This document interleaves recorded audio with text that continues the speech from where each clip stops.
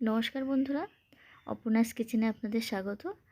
আবারও হাজির হয়েছে নতুন আরও একটা রেসিপি নিয়ে। চলুন রেসিপিটা শুরু করি। আজকে আমার রেসিপি ডিম পোস্ত। ডিম পোস্ত আপনারা হাঁসের ডিমের বা মুরগির ডিমের যে কোনো ডিমের করতে পারেন, তবে আমি আজকে মুরগির ডিমের ডিম পোস্ত আপনাদের সঙ্গে শেয়ার করছি। প্রথমে ডিমটাকে সেদ্ধ করে নিতে হবে।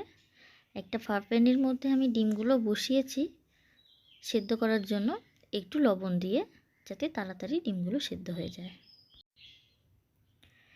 পোস্ত নিয়েছি, পোস্তের মধ্যে দিয়ে দিচ্ছি জল। একটু জল দিয়ে কিছুক্ষণ যদি ভিজিয়ে রাখা যায় পোস্ত, তাহলে কিন্তু পেস্টটা ভালো হয়। তার জন্য কিছুক্ষণ আগে, পেস্ট করার প্রায় 10 থেকে 15 মিনিট আগে জল দিয়ে ভিজিয়ে রাখবো। পোস্তটাকে কিন্তু আপনাদের ভালো করে ধুয়ে ছেঁকে নিতে হবে। ততক্ষণে আমার ডিমগুলো সেদ্ধও হয়ে গেছে, বেশ খুব ভালো করে সেদ্ধ হয়ে গেছে ডিমগুলো। সমস্ত খোসাগুলো এবার ছাড়িয়ে নেব। ভাজার আগে একটা ছুরির সাহায্যে এইভাবে আমি লম্বা লম্বা করে কেটে নিচ্ছি। অনেক সময় দেখবেন ডিম ভাজার সময় চোখে মুখে ছিটে এসে পড়ে, ডিমটা ফেটে। তো এইভাবে যদি আপনি ছুরির সাহায্যে এইভাবে একটুখানি করে ফাটিয়ে নেন, মানে ভাজার আগেই চিড়ে নেন, তাহলে কিন্তু ডিমটা ফাটবেও না, আপনার ভয়ও থাকবে না। তেল গরম হয়ে গেলে ডিমগুলোকে ভেজে নেব। খুব বেশি ভাজার প্রয়োজন নেই, পোস্তর ডিম কিন্তু খুব বেশি না ভাজলেও হয়। অনেকে ডিম না ভেজেই শুধু সেদ্ধ ডিমটা দিয়েই পোস্ত করে, সেটাও খেতে ভালো লাগে, তবে আমি এটা হালকা স্যালো ফ্রাই করে নেব। এবারে সেই তেলের মধ্যে দিয়ে দিচ্ছি শুকনো লঙ্কা আর একটা তেজপাতা ফোড়ন। ডিমের অনেক রকম রেসিপি আপনারা খেয়ে থাকেন, হয়তো ডিম পোস্তও খেয়েছেন, তবে ডিমের অন্য যে কোনো রেসিপির থেকে ডিম পোস্তটা খাওয়া কিন্তু খুবই শরীরের পক্ষে উপকারী। এবারে লঙ্কা আর তেজপাতা একটুখানি ভাজা হয়ে গেলেই দিয়ে দেব সামান্য পরিমাণ পেঁয়াজ। পেঁয়াজটা পেস্ট করেও নিতে পারেন, আবার থেতো করেও দিতে পারেন। আর 2 থেকে 4 কোয়া রসুন। রসুনের পরিমাণটা খুবই কম হবে, পেঁয়াজের পরিমাণটাও কম হবে। পোস্ততে পেঁয়াজ রসুন না দিলেও হয়, অনেকে না দিয়েই করে, তবে পেঁয়াজ রসুন দিলে টেস্টটা একটু বেশি ভালো হয়, যার কারণে আমি পেঁয়াজ রসুন দিচ্ছি, তবে একেবারেই সামান্য পরিমাণ। এবারে দিয়ে দিলাম হাফ চামচের মতন আদা বাটা। সেই আদা বাটা দেওয়ার পরেও আমাকে আবারও কিছুক্ষণ কষিয়ে নিতে হবে, আদার কাঁচা গন্ধটা যতক্ষণ না চলে যায়। গ্যাসের ফ্লেমটা মনে করে এখানে কম করে দেবেন, নইলে কিন্তু এইভাবে মশলাগুলো ছিটে ছিটে চারিদিকে ছড়িয়ে নষ্ট হবে।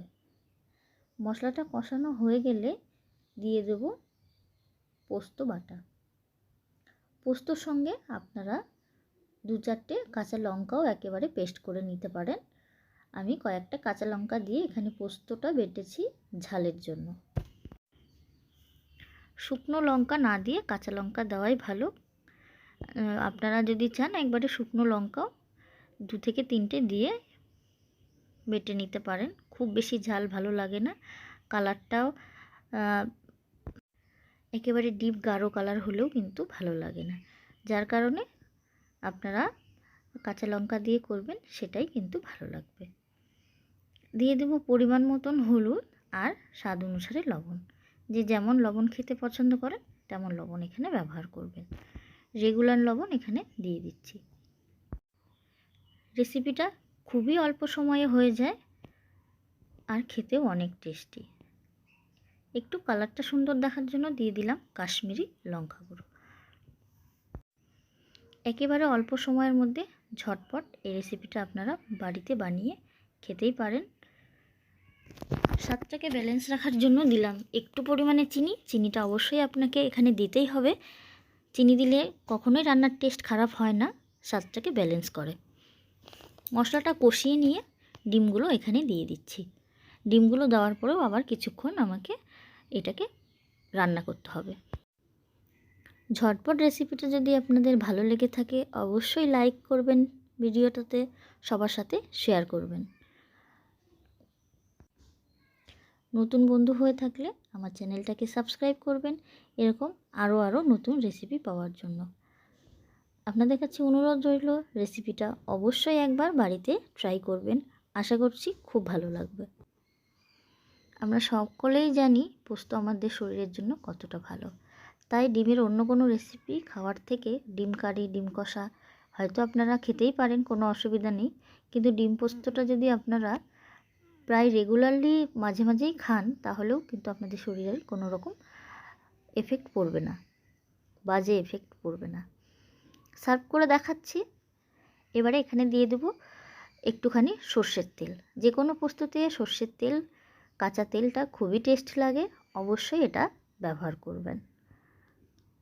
দেখতে যতটা সুন্দর, গরম গরম ভাতের সঙ্গে খেতে আরোই বেশি সুন্দর। আপনাদের সবাইকে অনেক অনেক ধন্যবাদ রেসিপিটা দেখার জন্য। ভালো থাকবেন, সুস্থ থাকবেন। আবারও দেখা হবে অন্য কোনো রেসিপি নিয়ে।